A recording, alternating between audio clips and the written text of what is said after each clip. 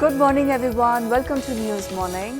नाज़रीन, पाकिस्तान की सियासत में हर आए दिन कुछ ना कुछ ऐसा नया देखने को मिलता है कि यकीन नहीं आता है।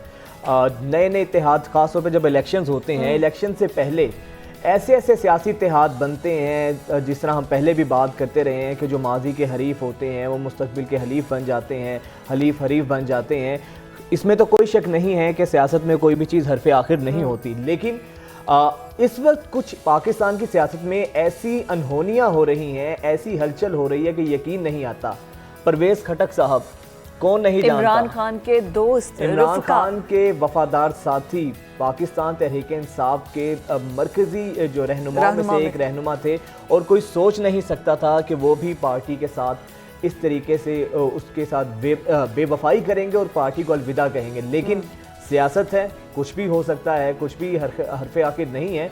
अब परवेज़ खटक साहब की सरबराही में KPK में पाकिस्तान तहरीक इंसाफ पार्लियामेंटेरियंस की दाग में रख दी गई है, और उसके साथ साथ इसमें जो नई चीज़ है, जो PTI के परवेज़ खटक साहब के बाद CM थे महमूद खान जी, महमूद खान ने भी शमूलियत परवेज़ खटक के साथ शमूलियत इख्तियार कर चुके हैं। शादी हॉल में तकरीब रखने का मकसद मुझे समझ नहीं आया कि शादी हॉल में तकरीब सजाई गई। जितने लोग थे शादी हॉल में ही होनी थी तकरीब वैसे तो फिर उसके बाद जो है वो इन लोगों ने बाकायदा तौर पर PTI पार्लियामेंटेरियन में शमूलियत का ऐलान कर दिया है। पहले ही ये बहुत ज़्यादा खबरें थी कि परवेज़ खटक आएंगे एक वफ्द के साथ, क्योंकि KPK के अंदर बहुत से MNAs MPAs जो हैं वो इनके साथ राब्ते में है। तो शायद ये किसी धड़े से शमूलियत का ऐलान कर दें या फिर ये अलग अपनी सियासी जमात बना ले। तो PTI को ऑलमोस्ट जितना नुकसान पहुंचा है, दो धड़े बने हैं, एक बना है PTI पार्लियामेंटेरियन और दूसरा बना है इस्तेकाम पाकिस्तान पार्टी। अच्छा, ये जो पाकिस्तान तहरीक इंसाफ पार्लियामेंटेरियन का कल क़याम वजूद में आया है ना, अब इसमें जो चीज़ देखने को आई है, एक तो ये है कि जो लोग जिनकी फहरिस्त मीडिया पहले था कि ये प्रेस कॉन्फ्रेंस करेंगे, मीडिया के सवालात के जवाब देंगे, खैर सिर्फ प्रेस रिलीज जारी कर दी गई, और जो लोग जिनकी तस्वीर दिखाई गई हैं कि पाकिस्तान तहरीक इंसाफ पार्लियामेंटेरियन का हिस्सा है, उनमें तो कुछ लोग ऐसे हैं जो दुनिया से जा चुके हैं। हाँ, और कुछ की तबीयत बहुत खराब जो है ना, पता नहीं शायद आलमी अरवा से उनकी करवा दी गई है, और कुछ लोग ऐसे हैं जिनके नाम थे लेकिन उनकी जानिब से बाद में वीडियो पैगामात आए और उनकी जानिब से तरदीद की गई कि हम पाकिस्तान तहरीक इंसाफ का हिस्सा हैं, हमारा पाकिस्तान तहरीक इंसाफ पार्लियामेंटेरियन से कोई राब्ता नहीं। वैसे अब ये भी हो सकता है कि इस्तेकाम पाकिस्तान पार्टी से भी कुछ लोग परवेज़ खटक के साथ आ जाएं, जिनके PTI के अंदर रहते हुए परवेज़ खटक के साथ कुछ दोस्तियां थी, तो शायद इस्तेकाम पाकिस्तान पार्टी से भी कुछ लोग आए। जब इस्तेहकाम पाकिस्तान पार्टी, वो भी तहरीक इंसाफ के ही वजूद से अलग हुआ एक हिस्सा है जी, तो उसका हिस्सा नहीं बने, इन्होंने अपनी एक 1.5 इंच की मस्जिद बनाई, और खासतौर में KPK के जो लोग हैं, अब देखना ये होगा कि KPK में इसका क्या असर होता है, क्या वाकई में पाकिस्तान तहरीक इंसाफ पार्लियामेंटेरियन को लोग कबूल करेंगे या फिर तहरीक इंसाफ, ये एक बहुत बड़ा सवाल है। असल में इलेक्टेबल्स है ना, उधर जनूबी पंजाब के इलेक्टेबल्स हैं और इधर KPK के कुछ लोग हैं, तो ये दो सूबों की सियासत बेसिकली बनाने के लिए एक प्रेशर ग्रुप की तरह कि हम किसी भी, जो जैसे काफ़ी 7 सीटों की जमात है लेकिन CM पंजाब उनका बन गया था, तो इसी तरह खैर ये तो पाकिस्तान की सियासत में होता रहता है, कोई ऐसी अनहोनी नहीं है।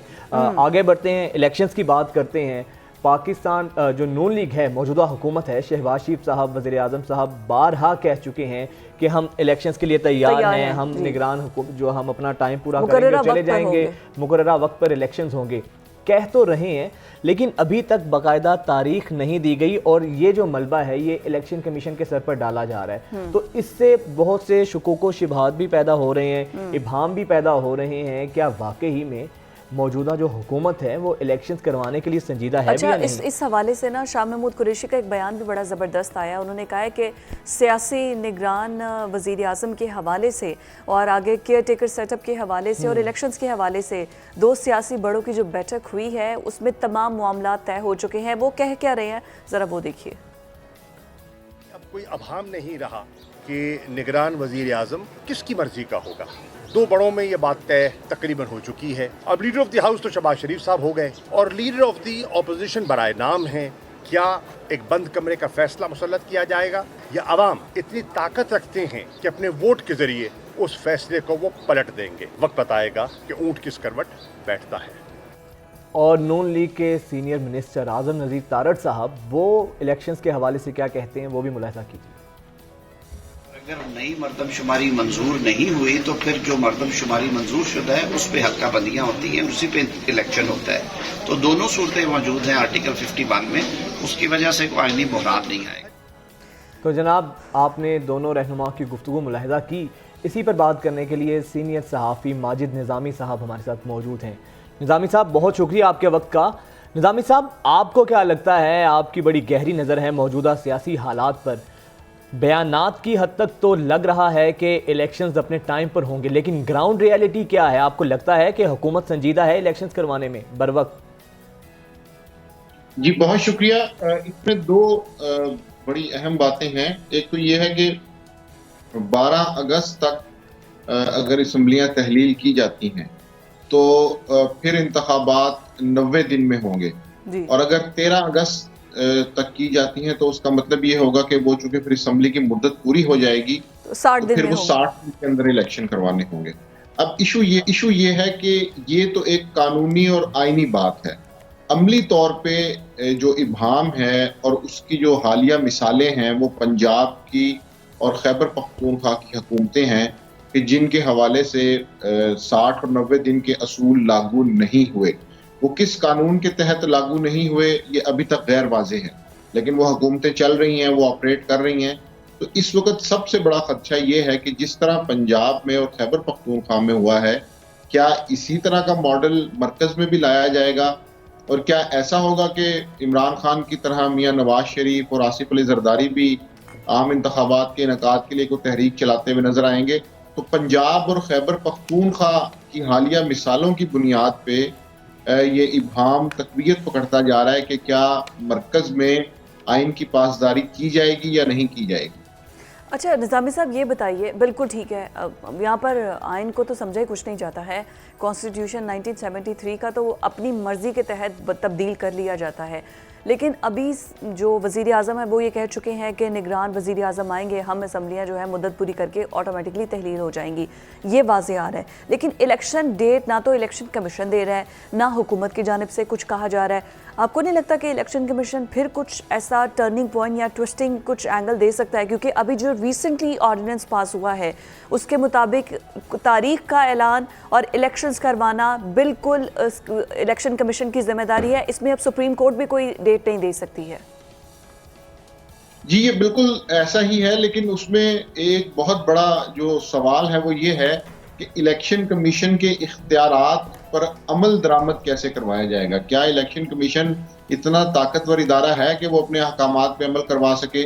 उस पे हमें हालिया माजी को देखना होगा कि जब इलेक्शन कमीशन की तरफ से तारीखें अनाउंस की गई, सदर पाकिस्तान की तरफ से की गई, सुप्रीम कोर्ट ऑफ पाकिस्तान दरमियान में आ गया, लेकिन इस सब के बावजूद में और खैबर पख्तूनख्वा में इलेक्शंस नहीं हो सके। सर इसी के लिए तो अमेंडमेंट की गई थी, वो इसी के लिए तो अब वो नई जो लेटेस्ट इन्होंने अमेंडमेंट की है वो इसी वजह से की है कि नो अदर सुप्रीम बॉडी जो कि इंटरफेयर नहीं कर सकती है इलेक्शन कमीशन के अंदर। डेट का हतमी फैसला ऐलान ही इलेक्शन कमीशन के पास है। जी, और अगर उसमें ऐसा हो जाए कि इलेक्शन कमीशन की तरफ से ऐलान ही डिले हो जाए तो फिर उसके लिए तो अभी तक कोई आईनी तरमीम नहीं की गई ना। तो बहरहाल क्योंकि पाकिस्तान की सियासी सूरत हाल इस तरह की है तो इसलिए एक आईनी और कानूनी बातें हैं जो हम कर रहे हैं और एक वो है जो अमली सियासत की बातें हैं। उसमें हमें एक मिसाल माजी से मिलती है मोइन कुरैशी की कि जिनको लाया गया तो उन्होंने IMF के प्रोग्राम को ही डिलीवर किया और उसके अकॉर्डिंगली ही उन्होंने करेंसी को डीवैल्यू किया, उनकी इस्लाहात पे अमल दरामद करवाया और उस टाइम फिर वो इलेक्शन करवा के चले गए। तो इस टाइम सियासी से ज्यादा जो हालात है वो मईशत से लिंक किए जा रहे हैं। इस वक्त ऐसी हुकूमत की जरूरत है जो कम अज कम IMF की चीजों को आगे लेके चले। अच्छा माजिद ये बताइएगा कि ठीक है इलेक्शंस की अभी तक डेट अनाउंस नहीं की लेकिन इवेंचुअली इलेक्शंस तो होंगे ही। अब ये बताएं कि जिस तरह शाह महमूद कुरैशी साहब ने कहा है कि पाकिस्तान तहरीक इंसाफ बड़ी स्टेक होल्डर है, हमें तो एतमाद में नहीं लिया गया, तो इस पे जो फिर हमने पंजाब में निगरान हुकूमत को देखा, आपको नहीं लगता कि अगर इस तमाम इसी तरह ही मुशावरत के बाद नून लीग और पाकिस्तान पीपल्स पार्टी की मुशावरत के बाद कोई भी निगरान वज़ीर आज़म आता है तो उस निगरान हुकूमत की इम्पार्शियलिटी पर बहुत से सवालात उठेंगे? बिल्कुल उठेंगे, और मैं ये समझता हूँ कि निगरान हुकूमत वैसी ही होगी जैसी खैबर पख्तूनख्वा में और पंजाब में इस वक्त है, जिनके बारे में ये मजबूत तासुर है कि वो एंटी तहरीक इंसाफ हैं, और उनके इक़दामात से भी ये जाहिर होता है कि बहरहाल वो तहरीक इंसाफ के हक में नहीं है और उनकी गैर जानिबदारी पे सवाल है। अब मसला ये है कि अगर कोई ऐसी हुकूमत मरकज में आती है और उसके तहत इलेक्शंस होते हैं तो सियासी बहरान इसी तरह जारी रहेगा, क्योंकि मुल्क की एक बड़ी जमात तहरीक इंसाफ उन इलेक्शन नताइज को मानने से इनकार कर देगी। तो इसलिए ये कहना कि इस वक्त इलेक्शन करवाना मसाइल का हल है, ऐसा बिल्कुल नहीं है। उसकी वजह यह है कि चूंकि निगरान हुकूमत अपना टर्न्योर कंप्लीट करके जाएगी, लेकिन उसकी शफाफियत पे और गैर जानिबदारी पे बहुत ज्यादा सवाल होंगे। निजामी साहब, आप पाकिस्तान में रहते हैं, मुझे लगता है लाइट चली गई है, वेलकम टू पाकिस्तान। यहाँ पर बत्ती गई और बत्ती आई, यही सिस्टम रहना है बट स्टिल हम आपकी बातों से महसूस जरूर होंगे जी, तो अब इसमें इशू ये है कि तहरीक इंसाफ के इलेक्शन प्रोसेस के ऊपर जो सवालात हैं वो कायम हैं। जब तक उनका जवाब नहीं दिया जाता तो फिर इलेक्शंस मसले का हल नहीं होंगे। तो निजामी साहब, फिर ये बताएं कि अब आपको क्या लगता है कि इलेक्शंस तो होंगे, निगरान सेटअप आ जाता है, मौजूदा हुकूमत के लिए चैलेंज कितना बड़ा होगा? आवाम को फेस करना है, फिर नवाज शरीफ साहब की वापसी के हवाले से भी तैयारियां पूरी हो रही हैं, इस्तकबाल के हवाले से मीटिंग्स हो रही हैं नून लीग के अंदर। तो आपको लगता है कि जो मौजूदा पीडीएम हुकूमत है इसके लिए चैलेंजेस क्या होंगे आवाम को फेस करने के हवाले से? जी, इसमें एक तो सबसे बड़ा चैलेंज ये है कि पीडीएम के पास परफॉर्मेंस के नाम पर आवाम को दिखाने के लिए कुछ नहीं है। 2013 में, 2008 में, 2018 में इनके पास परफॉर्मेंस के नाम पे पावर प्लांट्स थे, मोटरवेज थी, तरक्याती मंसूबे थे, लेकिन अब ऐसा नजर आ रहा है कि इनके पास परफॉर्मेंस के नाम पर आवाम को दिखाने के लिए कुछ नहीं है, क्योंकि महंगाई की सूरत हाल आपके सामने है, कर्जों के मसाइल और बाकी चीजें बिल्कुल साथ साथ चल रही हैं। तो इसलिए अब मुस्लिम लीग नून और पीपल्स पार्टी जिस बुनियाद पे इलेक्शन लड़ने जा रहे हैं वो ये है कि हमने इस मुल्क को डिफॉल्ट से बचा लिया जी। और अब वो अपने बयानात में इस चीज को सामने ला रहे हैं कि इमरान खान के 4 सालों को आप जरूर याद रखें। मैं समझता हूँ कि ये एक कमजोर बयानिया है और इस बयानिया की बुनियाद पे इलेक्शन नहीं लड़ा जा सकता। और इसके साथ साथ मुस्लिम लीग नून के अंदर जो नए वज़ीर-ए-आज़म के हवाले से नाम था जिसपे इख्तलाफात चल रहे थे कि वो मरियम होंगी या शहबाज शरीफ होंगे, तो उसका हल उन्होंने ये निकाला है कि मियां नवाज शरीफ को ही कहा है कि चौथी मरतबा भी वो हमारे वज़ीर-ए-आज़म के कैंडिडेट होंगे, जो कि कानूनी तौर पे खासा मुश्किल है। लेकिन सियासी बयानिया चूंकि नहीं है तो इसलिए फिर इन चीजों का सहारा लिया जाए। और वैसे भी निजामी साहब, जो वोट है वो है तो नवाज शरीफ का ना, वोट बैंक ना तो मरियम नवाज का है और ना ही शहबाज शरीफ का उस तरह से वोट बैंक है, तो इस वजह से भी। और फिर आपको पता है पार्टी के अंदर अंदरूनी चपकलिश भी बहुत ज़्यादा है, इस वजह से भी वो शायद Nawaz Sharif is the most suitable person for the PM. लेकिन अभी जो मर्दमशुमारी है ये मसला बड़ा हाईलाइट हो रहा है, MKM मान नहीं रही है, स्पेशली कराची वाले तो मान नहीं रहे मर्दमशुमारी। और आज़म नज़ीर तारिक का बयान भी है अगर नहीं होती तो पुरानी हल्का बंदियों के तहत ही इलेक्शंस करवाए जाएंगे, और ना भी ये टाइम है कि 2-3 महीनों के अंदर पूरे मुल्क के अंदर दोबारा से मर्दमशुमारी करवा दी जाए। जी, ये मर्दमशुमारी का इलेक्शन की हल्का बंदियों से ताल्लुक इस तरह से है कि अगर किसी जिले में या किसी सूबे में आबादी बढ़ जाती है तो उसकी सीटों में इजाफा होगा। जी बिल्कुल। तो अब क्योंकि ये एक पेचीदा अमल है और इसके ऊपर तमाम सियासी जमातों का कंसेंसस जरूरी है, जो कि अभी नजर नहीं आ रहा, तो इसलिए मेरा ख्याल है कि अमूमी तौर पे पुरानी हल्का बंदियों और पुरानी मर्दमशुमारी के ऊपर ये इलेक्शंस कंडक्ट किए जाएंगे ताकि इस मसले पे इख्तलाफ जो है वो ना हो सके। चले लेकिन नजर यही आ रहा है जी, इलेक्शंस हों, ठीक है, फ़र्ज़ करें इलेक्शंस हो जाते हैं निज़ामी साहब, पुरानी मर्दमशुमारी पर हो या नई हल्का बंदियों पर हों, अब जो नए 2 सियासी इत्तेहाद वजूद में आए हैं, सियासी जो पार्टीज़ वजूद में आई हैं, एक पाकिस्तान इस्तेहकाम पार्टी है और दूसरी है कल जो नौमौलूद पाकिस्तान तहरीक इंसाफ पार्लियामेंटेरियन। हाँ, तो इन दोनों का क्या मुस्तकबिल देख रहे हैं आप पाकिस्तान की मौजूदा सियासी हालात में?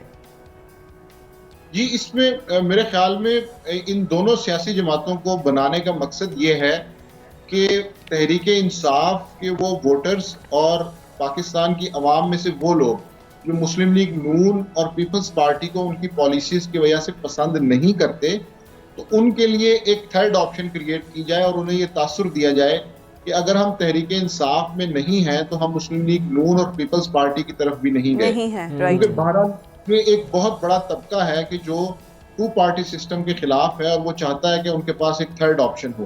तो मैं ये समझता हूँ कि उस थर्ड ऑप्शन को यूज करने के लिए या यूटिलाइज करने के लिए ये प्लानिंग की गई है कि ताकि इन इलेक्टेबल्स को इलेक्शन में जाकर उस तरह से कोई शिकस्त का सामना ना हो और जो लोग तहरीक इंसाफ को छोड़ चुके हैं उनके पास एक ऑप्शन मौजूद हो कि वो इस्तेहकाम पाकिस्तान या पार्लियामेंटेरियंस की तरफ वोट देने के इम्कान पर जा सकें।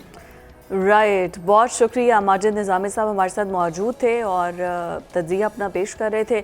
हल्का बंदियों के हवाले से भी सूरत हाल हमारे सामने है और जो मरदमशुमारी हो चुकी है उसको मानने के लिए कोई भी सूबा तैयार नहीं है। इलेक्शन कमीशन ने अभी तक डेट का ऐलान नहीं किया है कि इलेक्शंस कब होंगे राम वज़ीर आज़म के लिए। लेकिन अभी इलेक्शन कमीशन ने वोटर्स और वोटर्स की तादाद की उनकी उम्र के हवाले से बड़ा एक ज़बरदस्त इलेक्शन कमीशन ने शेयर की हैं। डिटेल्स ये हैं कि इन इंतखाबात के अंदर 45% जो वोटर्स हैं वो 35 साल की उम्र तक हैं, 18 से 35 साल की उम्र तक। तो नौजवानों का वोट जो है ना किसी भी मौजूदा सियासी जमात की कामयाबी में बड़ा कलीदी किरदार अदा करेगा। तो वैसे भी अब पीएम शहबाज शरीफ साहब को देख लें, उनकी तो एक किस्म की सियासी कैंपेन शुरू हो चुकी है यूथ के लिए। तो सबका टारगेट यूथ ही है क्योंकि 45% वोटर्स जो हैं वो नौजवान हैं, तो उनको आप किसी भी तरह से नज़रअंदाज नहीं कर सकते हैं। उसके अलावा अब रजिस्टर्ड वोटर्स की तादाद जो है वो 12,60,66,000 से तजावुज कर चुकी है। और तो इन हालात के अंदर ख़वातीन वोटर्स आई गेस कम है और हमारे पास मर्द वोटर्स की तादाद जो है वो ज़्यादा है, 6,80,00,000 और ख़वातीन वोटर्स की तादाद है 5,89,00,000। लेकिन ख़वातीन से मेरी रिक्वेस्ट है कि वो अपना वोट हक राय दही ज़रूर इस्तेमाल करें। मर्द तो अपना टर्न आउट जब होता है करें, मर्द भी करें, नौजवान भी करें। हाँ, ख़वातीन का टर्न आउट बहुत कम और इस साल 1,02,00,000 वोटर्स नए आए हैं। अब ये भी देखना है कि ये जो नया वोटर आया है यूथ है, तो ये भी बहुत बड़ा अहम किरदार अदा करेगा मौजूदा सियासी जमातों को कामयाबी से हमकिनार करने के लिए। तो लिहाजा चैलेंज है। वैसे जितनी भी सियासी जमातें हैं सबका देखें कि किस जमात के करना है, जो उम्मीदवार आपके हल्के से खड़ा है ना उसकी परसेप्शन कैसी है, क्या वो ईमानदार है या वो आपके हल्के में कोई काम करवा रहा है। अगर उसको सिलेक्ट कर दिया जाता है तो फिर उसके बाद वोट मिल जाते हैं तो फिर वो आपके लिए क्या काम करेगा। इस सब का ताल्लुक तो वैसे तो वोटर के शऊर से होता है। अब क्या कितना है यही तय करेगा कि इनका वोट किस परडे में होगा। ब्रेक के बाद हाजिर होते हैं।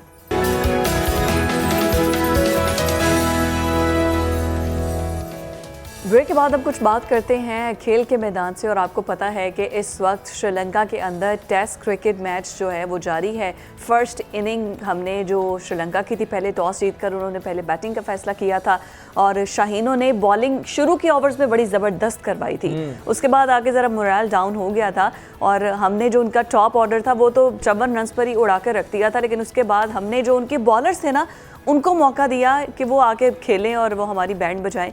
लेकिन खैर एनीवेज हमारा टॉप ऑर्डर भी जो है ना ज़्यादा अच्छी परफॉर्मेंस नहीं दिखा सका है। लेकिन शान मसूद ने बड़ा अच्छा परफॉर्म किया है। शान मसूद अच्छा खेले, बट मजमूई तौर पर उस तरीके से जिस तरह की कारकर्दगी की तवक्को की जा रही थी उस तरीके से परफॉर्म नहीं कर 100 रन पर ही हमारी आधी टीम जो है ना वो टाटा बाय बाय होके घर चली गई। और मुझे लगता है कि शायद हो सकता है श्रीलंका का मौसम इतना गर्म हो के बेचारों से नई क्रीज पर खड़ा हुआ जा रहा था। इसकी कोई ना कोई वजह तो कोई ना कोई इसकी तोजी तो हमें पेश करनी होगी ना अपने आप को खुश रखने के लिए कि आखिर कोई वजह थी जो हमारी टीम की ये परफॉर्मेंस थी। खैर इसी पर बात करने के लिए सीनियर स्पोर्ट्स तज्ज़ियाकार अशर जैदी साहब हमारे साथ मौजूद हैं। अशर जैदी साहब बहुत शुक्रिया आपका, आपने भी मैच देखा कल का, तो क्या लगता है क्या वजह थी? उनकी चाय ठंडी हो रही थी या तू चल मैं आया की पॉलिसी वही टीम की, इतना इनमें इत्तेफाक है, एक आउट होता है तो लाइन लग जाती है, इकट्ठे ही जाते हैं ये लोग साथ। अच्छा, सबसे पहले तो वजाहत और फिजा आप सबको अस्सलाम वालेकुम और आपके तमाम मेंबर जो व्यूवर्स हैं उनको अस्सलाम वालेकुम मेरी तरफ से। इससे पहले कि मैं मैच से बात करूं तो फिजा आपने एक बड़ी सही बात कही कि जो श्रीलंका की गर्मी है वो लेजेंडरी गर्मी है ना। मेरा 2 दफा पाकिस्तान टीम के साथ वहां जाना हुआ। यकीन मानिए कि अगर पाकिस्तान में कोई आदमी वजन के मसाइल से 2-4 है तो वो 1 हफ्ते का वहां टूर लगा ले। अगर सिर्फ दिन में 1 घंटा वॉक करे तो मैं गारंटी कहता हूँ कि वो आधा वजन कम करके आएगा। तो बेइंतहा गर्मी सारे मोटे फिर आप कह रहे हैं कि हमें श्रीलंका भेज देने चाहिए। मैं उसको अपनी बात तो आपसे शुरू करूंगा। हाँ, तो फिर आगे बस इसका मतलब है हमारे शाहीन गर्मी के आगे ढेर हो गए, गर्मी ने हमारे शाहीनों को बिछाड़ दिया। बड़ी शदीद होती है। और मुझे याद है कि जब मैं फर्स्ट टाइम वहाँ लैंड हुआ था तो कामरान अकमल जो थे वो कीपिंग का अपना सेशन करके आ रहे थे, और जिस तरह वो पसीने में बह रहे थे ऐसा लग रहा था कि पाइप से किसी ने उनको नहलाया है। तो खैर coming back to the game, I think game बहुत इंटरेस्टिंग हो गया है। आपने बड़ी अच्छी बात की, हमने उनके टॉप ऑर्डर को आउट कर दिया, लेकिन फिर देखिए अब दूसरी टीम भी खेलने आई है, उनका होम ग्राउंड है, वो समझते हैं। एंजेलो मैथ्यूज, एक कहना चाहिए उनको, हम उर्दू के मुहावरे में कहते हैं कि पुराना चावल है, समझते हैं अच्छी तरह, और बड़ी जबरदस्त उन्होंने जो है इनिंग्स खेली, और उतना ही साथ उनका धनंजय ने दिया। तो I think they both stuck around और उन्होंने बड़ी जबरदस्त इनिंग्स खेली। अब हम आए पाकिस्तान की बैटिंग की जाने, तो आई थिंक अगर आप लोग जाके रिप्लेस देखें, रिप्लेस तो तमाम लोगों ने अच्छा स्टार्ट किया, but they through their wickets away. जो इमामुल हक का शॉट था मेरे बिल्कुल समझ में नहीं आया। फिर जिस तरह शान मसूद अच्छा खेल रहे थे वो बॉल को रीड नहीं कर सके। सरफराज कितनी स्वीप मारोगे भाई, आपने 2 चौके मार के अब फिर स्वीप पे स्वीप किए जा रहे हैं। तो I think once they would sit down with the team analyst और बैठ के अपने हाइलाइट्स देखेंगे तो ये नजर आएगा कि श्रीलंकन बॉलर्स ने कुछ नहीं किया, हमने गलत स्ट्रोक खेले। हैविंग सेड दैट, तो सबसे इंटरेस्टिंग बात मुझे नजर आ रही है वो आगा सलमान और सऊद शकील है। मतलब क्या दोनों का कॉम्बिनेशन चल रहा है, both seem to be having the Midas touch. और सबसे अच्छी बात है कि बहुत दिनों बाद लगा कि एक प्लेयर कराची का, एक प्लेयर लाहौर का है, और वो दोनों जो है वो टीम को आगे लेके जा रहे हैं। So I think the match is in a very interesting situation. 91 run की लीड है। खौफ जो मुझे है वजाहत वो ये है कि जब नई बॉल आएगी, जब 80 ओवर हो जाएंगे और नई बॉल आएगी, फिर क्या होगा, वो जरा देखने वाला मोमेंट होगा। अच्छा, नई बॉल के साथ तो हमारे बॉलर्स तो बड़े अच्छे से घुल मिल से गए हैं, और शाहीन ने बड़ा अच्छा परफॉर्म किया है नई बॉल के साथ खेलते हुए। जब अब काउंटी क्रिकेट भी खेल रहे थे तो हमारे बैट्समैन की क्या परफॉर्मेंस रहेगी, हमारे बैटर्स क्या नई बॉल के साथ फेमिलियर हैं, मतलब प्रैक्टिस वगैरह में? जी बिल्कुल बिल्कुल, हमारे प्रोफेशनल प्लेयर्स हैं और दुनिया भर में स्कोर करते हैं जाके। जैसे मैंने अगेन कहा ना, आप रिप्लेस देखें तो बैड शॉट सिलेक्शन थी। अच्छा, यही बात हम श्रीलंका के प्लेयर्स की कहेंगे। और अगर आप दोनों टीमों का एक चीज देखें तो एक बात आपको वाज़ेह नजर आएगी, और अब ऑब्वियसली टेस्ट मैच का मोमेंटम भी चेंज हो गया है कि दोनों का जो रन रेट है वो अच्छा गया है, दोनों ने अच्छे स्कोर किया है। इट्स जस्ट दैट किसकी बॉल अच्छी पड़ जाती है, कौन गलत जो है वो बॉल सिलेक्शन करता है, वो जो है आपका मैदान पे डिसाइसिव फैक्टर होता है। बट एज वी सेड, ये श्रीलंकन का होम ग्राउंड है, उनके यहाँ भी बड़े पॉलिटिकल कितनी मुमासलत है, उनके यहाँ भी IMF का मसला है, हमारे यहाँ भी IMF का मसला है। वो डिफॉल्ट हो चुके हैं, लेकिन हम अभी डिफॉल्ट हुए नहीं है। नहीं अभी थोड़ा फर्क है। बहुत सारी चीजें हमारे दरमियान कॉमन है। तो मेरे ख्याल में दोनों ममालिक के जो लोग हैं वो अपनी टीमों की तरफ देख रहे हैं बड़ी उम्मीदों से। अच्छा, ये बताएं कि टीम कॉम्बिनेशन की अगर बात की जाए, टीम कॉम्बिनेशन ठीक है या आप समझते हैं कुछ रद्दोबदल की जरूरत है टीम की अगर कारकर्दगी बेहतर करनी है? वजह देखें, ये बड़ा एक गोल्डन सवाल आपने पूछा है। आप दुनिया की कोई भी टीम सिलेक्ट कर लें, उसमें 2-3 प्लेयर्स के ऊपर हमेशा बहस होगी, किसी भी मुल्क की आप टीम सिलेक्ट करें। But right now I think it's a balance team, और बज़ाहिर ऐसा नजर नहीं आता कि किसी सीनियर प्लेयर को या किसी डिजर्विंग प्लेयर को लूज आउट किया गया है। हाँ, अगर इस टीम में हसन अली होते तो मुझे बहुत शौक लगता, क्योंकि आपको पता है कप्तान के उनके साथ दोस्ती के चर्चे बहुत हैं, तो वो हैरत है कि वो क्यों नहीं खेल रहे। लेकिन बहरहाल ये टीम एक बड़ी बैलेंस लेकिन वो बड़ी देर से आउट ऑफ परफॉर्मेंस भी तो है ना, और उसके बाद अभी उन्होंने कोई एक्स्ट्रा ऑर्डिनरी कुछ ऐसा परफॉर्म किया नहीं है।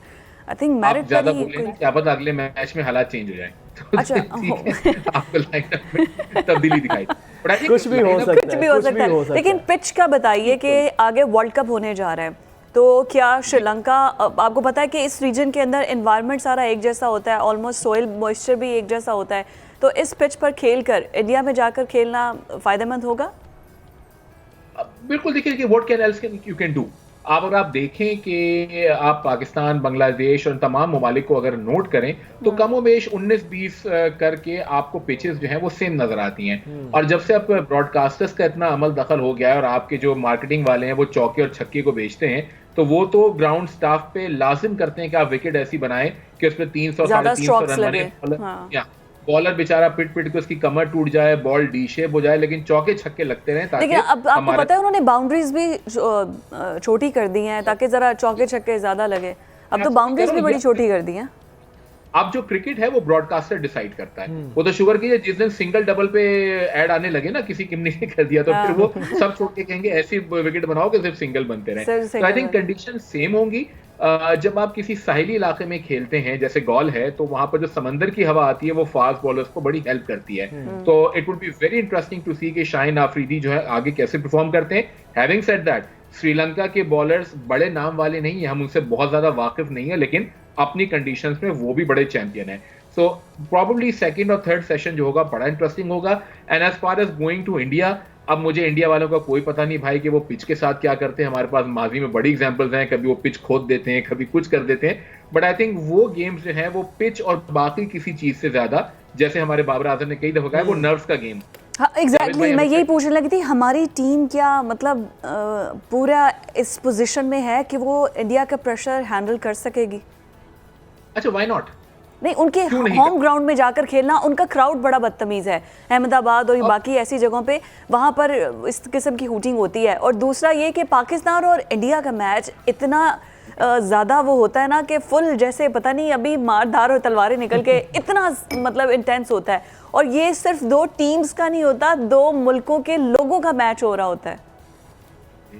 देखिए, ये बड़े दिल वालों का खेल है, तो छोटे दिल वाले की तो यहाँ जगह ही नहीं है। अगर आप पाकिस्तान टीम में हैं और आप वो सब्ज हिलाली परचम को रिप्रेजेंट कर रहे हैं, आपके सीने पे पाकिस्तान का लोगो है, तो फिर आपका दिल भी बड़ा होना चाहिए। अगर कमजोर दिल है तो आप डोमेस्टिक खेलिए, आप इंटरनेशनल में मत जाइए। पहली बात तो ये हो गई। और फिर मैं बार बार कहूंगा, व्हाई नॉट? अगर आप गुज़िश्ता सालों में देखें कि 2014 के एशिया कप में जो शाहिद आफरीदी ने अश्विन को छक्के मार के मोमेंटम सेट किया था, फिर हमने 2017 में चैंपियंस ट्रॉफी जीती, दुबई में तो हमने मोमेंटम गेन कर लिया है। वो जो मौका था हमने उसको पलट दिया है। तो अब हमें अपने लड़कों पे बिल्कुल भरोसा करना चाहिए, सपोर्ट करना चाहिए। और जैसे मैंने आपसे कहा कि जावेद भाई हमेशा कहते थे कि भाई जिसने अपने नर्व्स कंट्रोल कर लिए वो मैच जीत गया। बिल्कुल, और ये तो गेम है ही सारी आसाब की, बड़ा आसाब चिकन मरहला होता है, नर्व्स की गेम होती है। बहुत शुक्रिया अशर आपके वक्त का। और देखना ये है कि जिस तरह शाहिद आप मिसाल दी कि उन्होंने जिस तरह अपने नफ्स पर उसको काबू पाया, नफ्स को उन्होंने जैसे अपने करते हुए यूज़ और इंडिया के खिलाफ बड़ा ज़बरदस्त मैच खेले, अभी तक उसको हम लोग देखते हैं, उसकी अक्सर झलकियाँ देखने को मिलती हैं। अब इस दफ़ा शाहीन क्या मार्का सर करते हैं, इस दफ़ा क्या वाकई में उसी नफ्स की गेम पर उसको ओवरकम कर पाएंगे या नहीं, ये एक बहुत सवालिया निशान। उससे भी ज़्यादा जो हमारे जो लेजेंडरी क्रिकेटर्स हैं ना, उन पे बड़ा ज़्यादा इस चीज़ का आता है कि वो इनको अप्रिशिएट करें। आप देखिए शोएब अख्तर के अक्सर बयानात ऐसे आ जाते हैं कि वो इंडियन प्लेयर्स को अप्रिशिएट कर रहे होते हैं। आप खेल को अप्रिशिएट करें, लेकिन अपने जो क्रिकेटर्स हैं, जो यंगस्टर्स हैं, उनका मोरल डाउन ना करें, उनको भी उसी तरह बूस्ट अप करें। बहुत ज़रूरी है ये तमाम तर चीज़ें। खैर,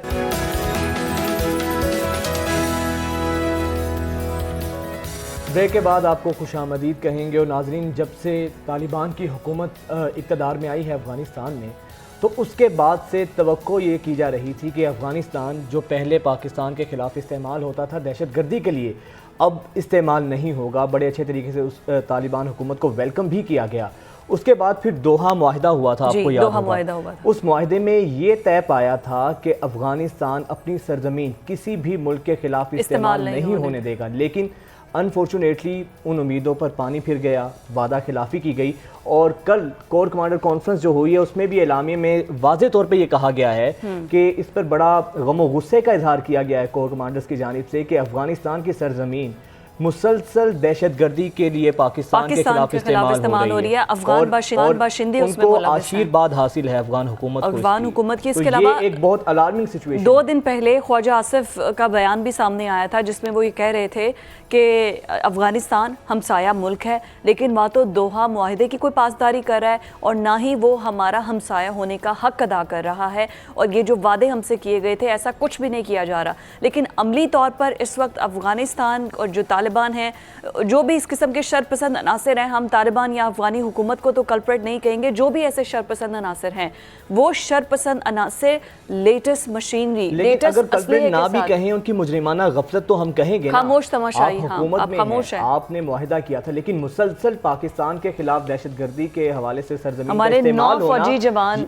शहीद हुए हैं। कितने फौजी जो हैं हमारे फौजी जवान जामे शहादत नोश कर रहे हैं। तो ये अफगान हुकूमत की जिम्मेदारी थी कि वो ऐसे दहशतगर्द अनासिर, ये कलदम टीटीपी के जो पाकिस्तान को मतलूब हैं, उनको नकेल डालें, दहशतगर्दी को रोके। लेकिन ऐसा नहीं हो रहा है। कल कोर कमांडर्स कॉन्फ्रेंस में बड़ा वाज़े कहा गया है, प्रेस रिलीज में बड़ा तशवीश का इजहार किया गया कि जिस तरीके से अफगान सरजमीन पाकिस्तान के खिलाफ इस्तेमाल हो रही। इसी पर माहिर सिक्योरिटी अमूर डॉक्टर नवीद इलाही साहब हमारे साथ मौजूद हैं, उनसे बात करते हैं। बहुत शुक्रिया डॉक्टर साहब आपके वक्त का। सर ये बताएं कि तालिबान की हुकूमत के आने के बाद, हालांकि हमने माजी में देखा जब तालिबान की मुल्ला उमर की, तो तब तो पाकिस्तान और अफगानिस्तान की सरहद जो ड्यूरेंट लाइन जिसको कहते हैं, बड़ी महफूज सरहद उसको समझा जाता था, बहुत अमन भी कायम हो गया था। और अब भी तवक्को ये थी कि जब तालिबान इक़्तिदार में आए हैं तो पहले जिस तरीके से अफगान सरजमीन दहशतगर्दी के ख़िलाफ़ इस्तेमाल होती थी वो नहीं होगी। तो सर अब इस सरजमीन का इस्तेमाल होना कितना अलार्मिंग है पाकिस्तान के लिए, और अब हमारी स्ट्रेटजी, हमारे ताल्लुकात कहाँ खड़े हैं अफगानिस्तान के साथ?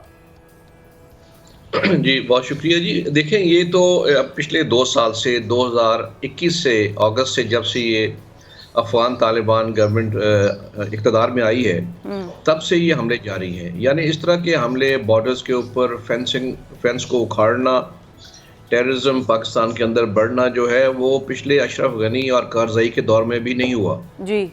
उसकी एक वजूहत तो ये है, आप देखें जब ये पावर में आए हैं, आते ही इन्होंने जेलों के दरवाजे खोल दिए जिसमें दाइश और टीटीपी के सैकड़ों हज़ारों लोग जो हैं वहाँ से रिहा हो गए, और हमारे से कोई चीज़ एक्सचेंज नहीं की गई कि ये लोग हम रिहा कर रहे हैं या ये लोग निकल रहे हैं। देखें ना, रिकॉर्ड मौजूद होता है ना जेल का जी। वो भी शेयर नहीं किया ना।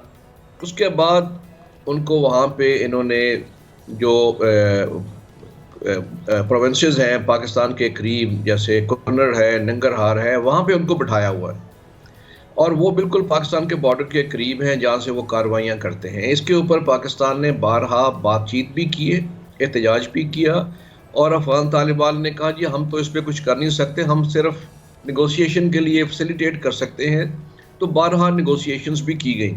ठीक। एक निगोशिएशन आपको मालूम है जो पिछले दौर में हुई, जिसका नुकसान हम आज उठा रहे हैं, कि ऐसी आपने उनसे मुज़ाकरात किए जिसके नतीजे में वो सैकड़ों की तादाद में सवात में और वज़ीरिस्तान में आके उनको वापस बसा दिया गया। जी, जी, और जी। आज आप वो आपके गर्दन पे सवार हैं।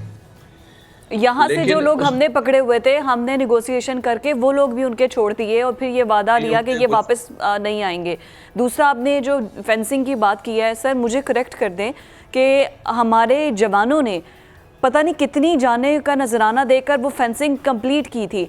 अभी वो क्या मुकम्मल तौर पर जो शरपसंद अनासर हैं उन्होंने उखाड़ दी है, या कुछ, क्योंकि कुछ हिस्से तक की गई थी, उसके बाद पहाड़ी सिलसिला शुरू हो जाता है तो कंप्लीट फेंसिंग की नहीं थी गई, पर एटलीस्ट सिक्योर कर दिया गया था बॉर्डर को। अभी क्या वो कंप्लीटली डिस्ट्रॉय हो चुकी है? नहीं, कंप्लीटली डिस्ट्रॉय तो नहीं हुई। कुछ यहाँ पे एरियाज हैं जहाँ से वो उखाड़ लेते हैं और लपेट के ले भी जाते हैं, हो सकता है बेच ही देते हों जो उनके हालात हैं। तो उसके लिए एक देखें ना, हमारा तो ये ख्याल था कि एक टेररिस्ट के लिए, ये कोई आम लोगों के लिए नहीं है कि उनको कोई रोकना है। आप बॉर्डर से आए, बॉर्डर मैनेजमेंट सिस्टम होता है सारी दुनिया में जी। मॉडर्न स्टेट्स में। पहले तो हमारा आना जाना था अफगानिस्तान के साथ, क्योंकि दोनों तरफ ट्राइब्स रह रहे थे, एक ही ट्राइब, 8-9 ट्राइब्स हैं जो दोनों तरफ रह रहे हैं। लेकिन अब हालात मुख्तलिफ हो गए, जब टीटीपी और बाकी दहशतगर्द वहाँ जाके बैठ गए हैं और उनका आना जाना पाकिस्तान में लगा हुआ है, तो जाहिर है आपने अपना बॉर्डर सिक्योर करना है।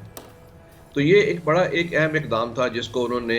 अब असल मसला ये है कि आप ये योग का जो हमला हुआ FC के ऊपर और हमारे 10 जवान वहाँ पे शहीद हुए, 15 जख्मी हुए, उसके बाद आई थिंक इतना ये बढ़ गई थी बात के चीफ ऑफ आर्मी स्टाफ को ये बयान देना पड़ा और अफगानिस्तान को कहना पड़ा कि इनको आप अपने इलाके में कंट्रोल करें।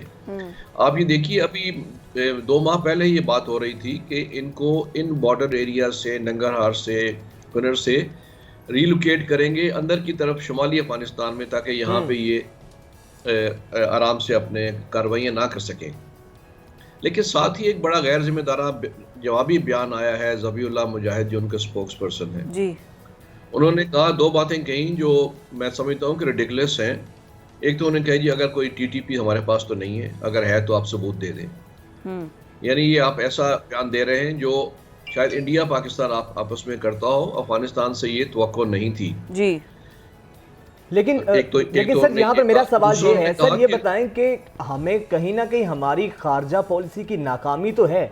हमने शायद इनसे एक्सपेक्टेशन जो है बहुत हाई कर ली थी और बहुत तवक्कुआत थी जब आए, तो फिर हमारे उस वक्त के वज़ीर आज़म ये भी कहा था कि ग़ुलामी की जंजीरें तोड़ दी हैं। तो सर कहीं ना कहीं खारजा पॉलिसी हमारी बहुत कंफ्यूज सी रही है इस तमाम तर मामले में। हमारी खारजा पॉलिसी ऐसी थी, हमने तालिबान से मुज़ाकरात के लिए हिना रबानी को भेज दिया था, उन्होंने कहा जी हम औरतों से मुज़ाकरात नहीं करते, वो वापस आई और फिर दोबारा डेलीगेशन गया। हमारा वर्किंग तो एनवायरनमेंट ये रहा। एक और मैं बात की तरफ तवज्जो दिलाना चाह रहा था, जो इनका अफगानिस्तान का जो जी, बयान ज़बीउल्लाह इनके मुजाहिद का जवाब बयान में आप आया, बता रहे थे जी, प्लीज। उसका दूसरा उन्होंने कहा था कि दोहा एकॉर्ड जो है वो हमारे और अमेरिका के दरमियान में है, आप उसमें शामिल नहीं है। अगरचे इसका मतलब क्या है? इसका मतलब है कि फिर आपका कोई हम जिम्मेदारी नहीं है कि आपकी हिफाजत की जाए या यहाँ के ग्रुप्स वहाँ हमला ना करें। अगरचे आप दोहा एकॉर्ड को पढ़ें तो पहले ही शिक ये है कि ये जो आपकी अफगान तालिबान हुकूमत बनेगी वो अमेरिका और उसके अलाइज पे जिम्मेदारी लेगी कि उनके ऊपर इस तरह यहाँ से हमले नहीं होंगे। तो पाकिस्तान तो मेन अलाई था, नॉन जी, नेटो मेन जी। अलाई था इन वॉर टेरर, तो हम उसका हिस्सा हैं, इसको ये वजाहत करनी ज़रूरी है इसके लिए। फॉरेन पॉलिसी की जी, जी। डेफिनेटली आप देखें, आप फॉरेन पॉलिसी तो आपकी हमेशा इस तरह करते रहे हैं, कहीं अच्छा हो गया कहीं बुरा हो गया। जब आपने वॉर ऑन टेरर का हिस्सा बने तो आप दोनों तरफ चलते रहे, आपकी मजबूरी थी, आपने इनको भी बचाया, अगरचे इनको बचाने की जरूरत नहीं थी उस वक्त, इंटरनेशनल सेंटीमेंट कुछ और थे, लेकिन आपने उनको बचाया तो आज ये यहाँ बैठे हुए हैं। जी जी जी, यही एब्सोल्युटली। शिकवा आपसे है और यही शिकवा तालिबान आपसे करते हैं कि नहीं आपने हमें मरवाया भी है। तो वहाँ पे एक अजीब किस्म की गवर्नमेंट है, नीचे जो उनके फुट सोल्जर्स हैं उनकी बात मानी जाती है, ऊपर अगर कोई बात करना चाहे मुख्तलिफ किस्म की तो उसकी नहीं सुनी जाती। सर हमें मेरी ब्रेकिंग इनकी की तरफ जाना है, मैं क्विकली आपसे अपना लास्ट क्वेश्चन करूंगी, बस मुझे ये बता दीजिए, जनरल फैज़ के साथ बड़े अच्छे ताल्लुकात थे, तालिबान उनकी बड़ी बात मानते थे, ऑनर करते थे उनकी बात को, तो उनका कोई रोल हो सकता है कोई, अभी तो चूँकि वो रिटायर्ड हो चुके हैं, तो कोई निगोसिएशन में?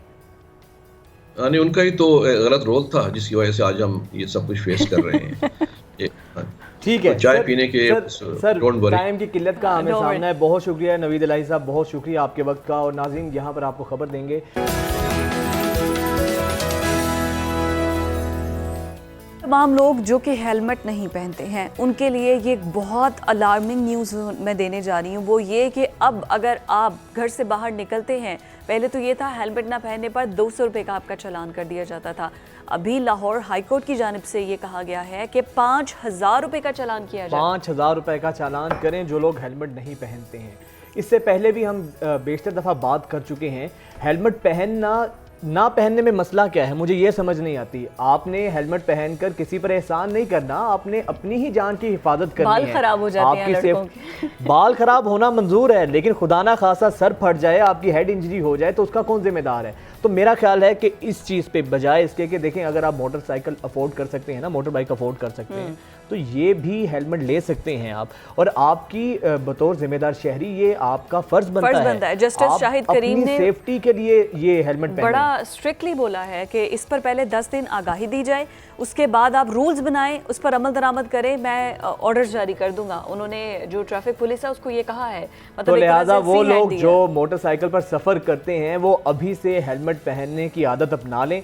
हेलमेट तो आपने पहनना ही है, तो बजाय इसके कि 5,000 रुपया चालान का दें तो वही 2-3 हज़ार रुपये का आप हेलमेट पहन लें। हेलमेट खरीदे, लेकिन उसके साथ साथ यह है कि अभी हेलमेट आपको पता है कि बहुत ज़्यादा प्राइसेस जो है ना वो इंक्रीज़ हो जाएंगी, बहुत महंगे हो जाएंगे, तो अभी उस पर भी कुछ ना जो प्राइस कंट्रोल कमेटीज़ हैं या इंतज़ामिया हैं उसको ये भी एक्शन लेना चाहिए कि एक तो मयारी हो हेलमेट्स, और अगर मयारी हैं तो उसके साथ उसकी प्राइस जो है ना वो ज़्यादा, क्योंकि यहाँ पर तो जिस अब कोर्ट की जानिब से ऑर्डर दे दिया है ना, इतने तो इतने फ़ौरन महंगे से डिमांड बढ़ जाती है जाएगी। और इंतहाई सस्ता क्वालिटी के हेलमेट होते हैं, कीमतें उनकी इतनी ज़्यादा होती हैं। तो जहाँ पर हमारी मोअज़्ज़ज़ हाई कोर्ट जो है ये अहकाम जारी कर रही हैं कि 5,000 रुपये तक का फ़ाइन करें, यहाँ पर हमारे इदारों को, मुतल्लिका इंतज़ामिया को इस चीज़ को भी मेक श्योर करना चाहिए कि हेलमेट जो है वो महंगे ना बेचे जाएं, उनकी क्वालिटी अच्छी हो, ताकि जिसका मकसद तो बुनियादी हेलमेट पहनने का ये ना कि आपका सर जो है वो महफूज रहे। और आपको पता है कि इससे बहुत से घरों में लड़ाइयाँ भी होती होंगी। कैसे? जब मर्द बाहर निकलते होंगे और ख़वातीन कहती होंगी कि हेलमेट लेकर जाएं वरना आप फाइन करवा कर आएंगे, तो कहते होंगे तुम तो मेरी जान छोड़ो। ख़वातीन ना भी कहें, जब वार्डन्स कहेंगे ना, जब वार्डन्स फाइन करेंगे तो घर की ख़वातीन की बात नहीं माननी, आपने वार्डन से फाइन करवा के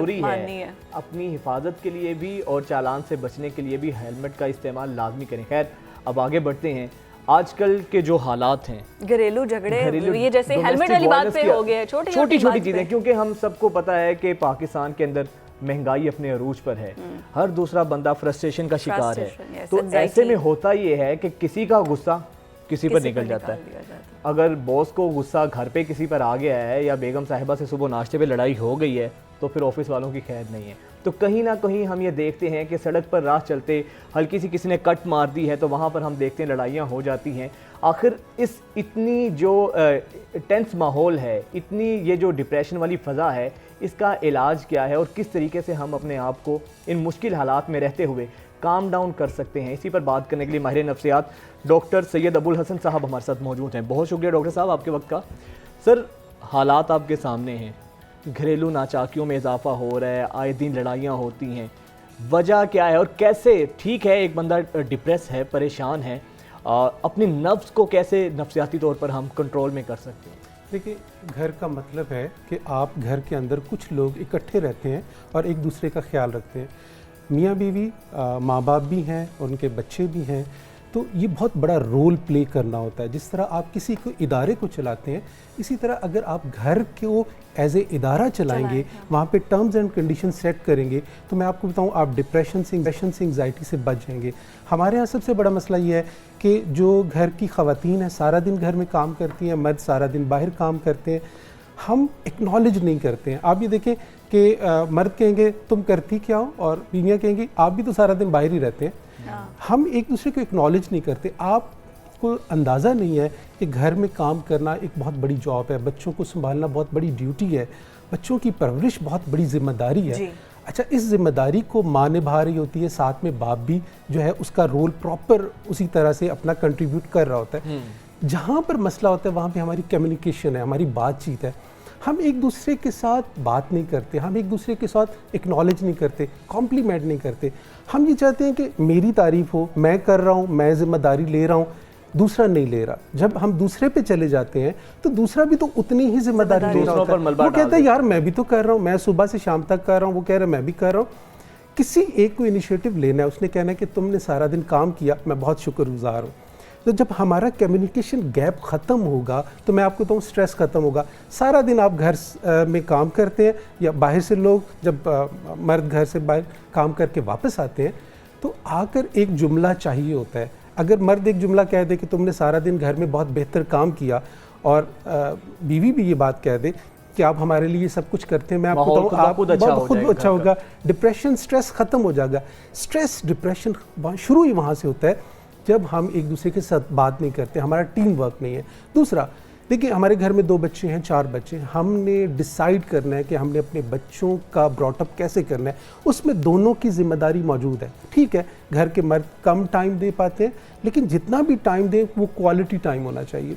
ज़रूरी नहीं है कि आप बच्चों के साथ 10-12 घंटे गुजारें, वो माँ गुजार रही होती है, लेकिन बाप जो भी 1-2 घंटे गुजार रहा होता है उसमें आप आपस में डिसाइड करें कि आप दोनों के रोल्स क्या हैं और किस तरह से लेके चलना है।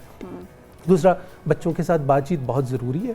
आपकी बेटियां हैं या बेटे हैं तो वो माँ बाप को आइडेंटिफाई करते हैं। अगर एक माँ लड़ रही है तो बेटी भी लड़ेगी, अगर एक बाप लड़ रहा है तो बेटा भी लड़ेगा। कल मेरे पास एक बच्चा था, एक फादर था, तो उसने कहा कि वाइफ कह रही है कि ये वेप करते हैं, तो मेरा बेटा जो है वो 2 साल का है, उसने भी उठा के जो है मुंह पे लगा लिया।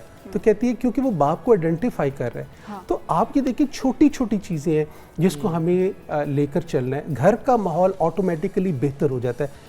कम्युनिकेशन, बातचीत, आप हैरान होंगे कि दुनिया में सबसे बड़ी जो दवाई है वो बातचीत है, वो कम्युनिकेशन है, वो वर्ड्स हैं। अगर मैं आपसे कहूँ कि आप बहुत अच्छे लग रहे हैं तो आपको खुशी होगी, और ये एक दवाई है जो आपको एंटी एंग्जाइटी, एंटी डिप्रेशन और एंटी स्ट्रेस के तौर पे काम करती है। तो थोड़ा सा माहौल को बेहतर करने के लिए हमारा ना एक मिजाज बन चुका है, तारीफ करने में तो हम बहुत बुखल से काम लेते हैं। मैं अमूमन क्रिटिसाइज करना हो तो 1 मिनट नहीं लगाते। देखिए मैं आपको बताऊँ, हम सारा दिन क्रिटिसिज्म के बारे में सोचते हैं, मैंने उसको ये कहना है, मैंने उसको ये कहना है, मैंने उसको ये ना, हमने कभी कॉम्प्लीमेंट के बारे में नहीं सोचा।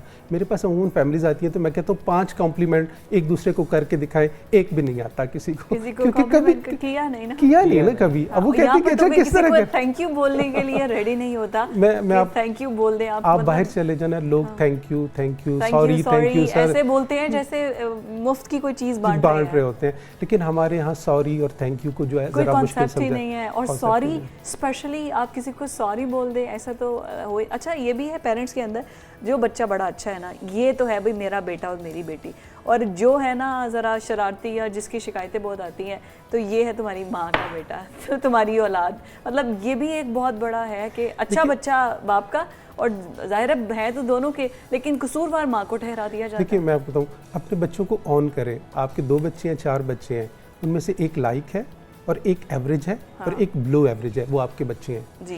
जो लाइक है वो तो निकल रहा है, जो एवरेज या ब्लो एवरेज है उसको आपकी सपोर्ट की ज़रूरत है। आप किसी को ये ना कहें कि तुम डफर हो, तुमसे होता कुछ नहीं, तुम नलायक हो। मैं आपको बताऊँ कि जितने नलायक डफर बच्चे होते हैं यही मेहनत करते हैं और आगे बढ़ते हैं और घर चलाते हैं, लाइक आगे निकल जाते हैं। तो आप अपनी देखिए ना, आपके घर में कोई भी चीज़ है, हम घरों के अंदर छोटी छोटी चीज़ें संभाल के रख रहे होते हैं, काम आएगी। तो मैं बताऊँ आपके 4 बच्चे हैं तो आपको काम नहीं आएंगे। अगर उसमें एक लाइक है तो ठीक है, लाइक अगर वो है तो कुदरती तौर पर है, अल्लाह ताला की तरफ से गॉड गिफ्टेड है। लेकिन अगर कोई एवरेज है तो वो भी खुदा की तरफ से एक अनायत है। आप हैरान होंगे कि जितने लाइक लोग हैं, ज़हीन बच्चे हैं, मैं अमूमन पेरेंट्स से कहता हूँ कि अगर आपका बच्चा बहुत एक्टिव है, बहुत एनर्जेटिक है, बहुत लाइक है, तो आप अलर्ट हो जाएं, इसके साथ कोई ज़हनी बीमारी हो सकती है। अगर आपका बच्चा एवरेज है तो आप बेफिक्र हो जाएं, क्योंकि इसके साथ कोई ज़हनी बीमारी नहीं है। देखिए अल्लाह ताला ने अगर आपको आपके अंदर एनर्जी या आपका आईक्यू लेवल बेहतर रखा है तो साथ में बीमारियां भी जोड़ दी हैं, बाइपोलर, शिज़ोफ्रेनिया, ADHD, इस तरह की बीमारियां लाइक और ज़हीन बच्चों का मसला है। तो घर के अंदर हम कॉम्प्लीमेंट, हम जितना भी प्रेज है उन्हीं बच्चों को कर रहे होते हैं, और जो एवरेज होते हैं उनको नहीं करते। दूसरा, ऐसे में हम जो देख रही है माए, उनको कहेंगे अपने नलायक बच्चों की कदर करें, उनको अकेला ना छोड़े, बड़े काम मैं आपको बताऊँ हम सारे नलायक ही बैठे हुए हैं। सही बात है। तो हमारी कदर होनी चाहिए। अरे बिल्कुल सर, आपने बड़ी ज़बरदस्त बात की। अच्छा ये बताएं कि एंगर मैनेजमेंट एक पूरा सब्जेक्ट है। अब एक घर में 2-3 अफराद होते हैं, तीनों का मिजाज मुख्तलिफ होता है, चारों का मिजाज मुख्तलिफ होता है। जब मुख्तलिफ मिजाज के, मुख्तलिफ सोच के लोग होते हैं, अब एक शख्स को गुस्सा ज़्यादा आता है, तो जब कोई ज़्यादा गुस्सा होता है तो बाकी घर वालों का रिएक्शन किस तरह, साइकोलॉजिकली कैसे उसको ट्रीट करना चाहिए? देखिए गुस्सा जो है एक हेल्दी बिहेवियर है, एक सेहतमंद है। अगर आप घर में आए और आपको कुछ चीज़ बुरी लगी है, देखिए आप हर चीज़ ऑर्गेनाइज कर रहे हैं, उसमें कोई ना कोई कहीं गलती हुई है तो आपको गुस्सा आता है, और गुस्सा वक्ती तौर पर है, आपने उसको देख लिया, खामोशी से बर्दाश्त कर ले। अगर एक बंदा मुसलसल गुस्सा करता है, बग़ैर किसी वजह के करता है, वो बीमारी है। लेकिन अगर कोई रूटीन के मुताबिक, लाइक हमें देख रहे हैं वाकई मेरी गलती है, हम रोज़ाना सालन ख़राब कर रहे हैं, या हम रोज़ाना लेट जा रहे हैं, या हम रोज़ाना जो है हेलमेट पे 5000 रुपया पे कर रहे हैं, तो ये इस पे गुस्सा आना जो है, ये तो नॉर्मल है। लेकिन अगर आप ये देखें कि बग़ैर किसी वजह के एक बंदा बैठा हुआ कहता है कि सामने वाला जो है वो मुझे घूर रहा है, या मेरा जो है फ़लाँ मेरे ख़िलाफ़ है, और वो गुस्सा करता है, तो वो एक एबनॉर्मलिटी है। जो नॉर्मल गुस्सा है, इसमें सबसे पहले मैं आपको बताऊँ, जो इल्म है ना, जानना कि अगर किसी बंदे को गुस्सा क्यों आए, गुस्से की बहुत सारी वजूहात होती हैं, जेन्युइन वजूहात भी होती हैं। अगर हम गुस्से को जान जाएं तो मैं आपको बताऊं, आप लोग जो है गुस्सा करना छोड़ देंगे। अगर 2 मिनट हो तो मैं आपको बताऊं, एक राइटर थे, तो वो एक पार्क में बैठे बुक पढ़ रहे थे, तो बड़े उनकी इंटरेस्टिंग बुक थी। उनको एक बॉल आके लगी, उन्होंने देखा 3-4 बच्चे जो है ना वो बॉल के साथ खेल रहे थे, तो बॉल उनको लगी, उन्होंने बड़ा गुस्सा किया। उन्होंने कहा तुम लोग यहाँ क्या कर रहे हो, ये तो पढ़ने की जगह है। बच्चे खैर चले गए, दोबारा बॉल लगी, उनको गुस्सा आया, उन्होंने गुस्से में बड़े बच्चे को डांटा, कान से पकड़ा, तुम्हारा किधर है घर वाले? तो उसका फादर एक कॉर्नर में बैठा हुआ था, उसके पास ले गया, कहते क्या तरबियत की है तुम्हारे बच्चों को, इनको तमीज़ नहीं है, गुस्सा करने लग गया। वो खामोश बैठा रहा। उसने कहा, थोड़ी देर के बाद उसने कहा कि देखें, मैं गांव से आया हूँ, मेरी वाइफ बीमार थी, सामने हॉस्पिटल में थी, उसका इंतकाल हो गया, तो मेरे बच्चे जो हैं वो डिस्टर्ब थे, मैं भी डिस्टर्ब था, मुझे समझ नहीं आ रही क्या करूँ, इन बच्चों को मैं इसलिए लाया हूँ तरह इनका दिल बहल जाए। वो राइटर कहता है कि मेरा गुस्सा फ़ौरन मोहब्बत में बदल गया।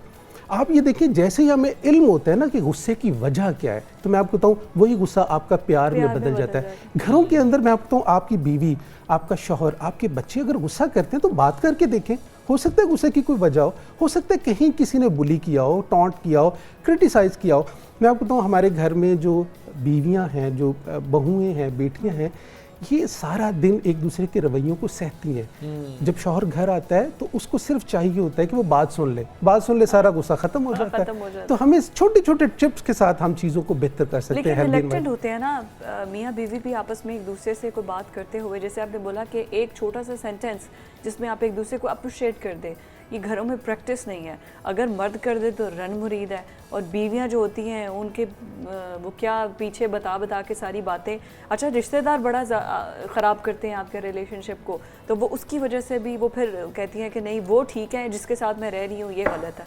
देखिए हमें पता है, मैं आपको बताऊँ, जैसे हम यहाँ पे बैठे हैं ना, तो हम हर चीज़ डिज़ाइन करते हैं। अगर आपका और आपकी मियाँ बीवी का रिलेशन है तो वो बहुत सीक्रेट होना चाहिए। देखिए मियाँ बीवी अल्लाह ताला ने लिबास का है, एक दूसरे का पता है, लिबास हमें ढांपता है। तो अगर शौहर की बात बीवी और बीवी की बात शौहर करता है तो फिर लिबास नहीं है, वहीं पे प्रॉब्लम्स आ जाते हैं। अगर वो जाके बताएगी कि मेरे शौहर ने मुझे कहा तुम जो है बड़ी खूबसूरत लग रही हो और तुम बड़ी अच्छी, और तुम्हारा तो माँ कहेगी तू तो रन मुरीद हो गया, तो बेहतर है कि वो अपना कॉम्प्लीमेंट अपने तक रखे, लोगों को ना बताए। और दूसरा ये है कि घरों में बाज़ दफ़ा प्रॉब्लम्स होते ही तब हैं जब एक बात सुनकर अगली बात की तरफ चले जाते हैं और हम तस्दीक नहीं करते। जहाँ पर तस्दीक की कमी होती है वहाँ पर ये प्रॉब्लम्स आना शुरू हो जाते हैं। मैं कहता हूँ अपने रिलेशनशिप को बेहतर रखें। दूसरा, अपने रोल्स को लेकर चलें। देखिए आपके घर में बहू है तो बहू का रोल बेटी का नहीं है, बहू का है। सास का रोल माँ का नहीं है, सास का है। कभी भी सास को माँ ना बनाएं, कभी बहू को बेटी ना बनाएं। अगर आप बेटी और माँ बनाने के चक्करों में होंगे तो वहाँ पे प्रॉब्लम्स आना शुरू हो जाएंगे। बेटी नहीं बन सकती बहू, वो बहू ही रहेगी। सास नहीं बन सकती माँ, वो सास ही रहेगी, क्योंकि ये रोल अल्लाह ताला ने डिज़ाइन किया। मैं आपको बताऊँ, ये जो मैं अमूमन कहता हूँ जॉइंट फैमिली में जो मदर इन लॉ है वो सबसे बड़ा जो है रिहेबिलिटेशन है। लड़कियों को जो सास सिखाती है वो माँ नहीं सिखाती, और इसीलिए घर आगे बढ़ते हैं। देखिए अगर मेरी माँ मेरी वाइफ को सिखाती है तो मुझे फ़ायदा है ना। हाँ। कोई अच्छा खाना बना लेती है, अच्छा घर सेट करना, सास ही ज़्यादा सिखा सकती है, क्योंकि वो कहते हैं ना सास भी कभी बहू थी। तो सास इन सारे प्रोसेस से गुजरी होती है और वो सिखाने के लिए जो है ना बहुत मुफीद होती हैं चीज़ें। बहुत शुक्रिया डॉक्टर साहब, बड़ी खूबसूरत आपने बातें की। उम्मीद है हमारे व्यूवर्स को घरों में, ख़ासतौर पर हमारे इस सेगमेंट का मकसद भी ये था कि जो ख़वातीन, जो लोग हमें घरों में बैठे देख रहे हैं, तो वो इस तमाम तर स्ट्रेस के माहौल में अपने गुस्से को, अदम बर्दाश्त को कैसे ख़त्म कर सकते हैं। इसलिए आज हमने डॉक्टर साहब को ज़हमत दी। नाज़रीन हमें ब्रेक लेनी है, मिलते हैं ब्रेक के बाद।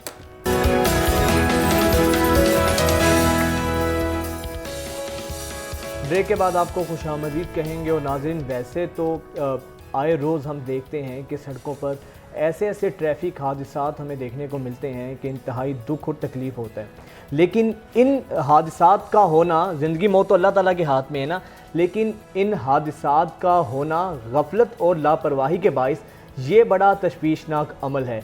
अब कल इतना अफसोसनाक वाक़या पेश आया है पिंडी के करीब सवा पुल पर, जहाँ पर डंपर ने 5 गाड़ियों को कुचल डाला है और ब्रेक फेल होने के बाइस डंपर ने 5 गाड़ियों को कुचला, जिसके बाइस अब तक 7 अफराद जाँ बहक हो चुके हैं और 10 से ज़ायद अफराद ज़ख्मी हैं, जिनमें से बेशतर की हालत जो है वो नाजुक बताई जा रही है। इतनी सड़कों पर ये जो बेमहार ट्रक और ट्रालियाँ फिर रहे हैं, इनकी वजह से आए रोज़ जो हमारे हादसात में इजाफा हो रहा है, ये बहुत बड़ा लम्हा फ़िक्रिया है कि आखिर इतने भारी भरकम जो डंपर्स हैं, इतनी ट्रॉलीज़ हैं। वैसे तो असूल होता है कि रात को 12 बजे के बाद इनको मूवमेंट की इजाज़त दी जाती है, लेकिन दिन दिहाड़े ये फिर रहे होते हैं। उसके अलावा सबसे तशवीशनाक बात यह, अब जो पिंडी में ये वाक़या पेश आया है, कोई मैकेनिज़्म नहीं है, कोई चेक एंड बैलेंस नहीं है।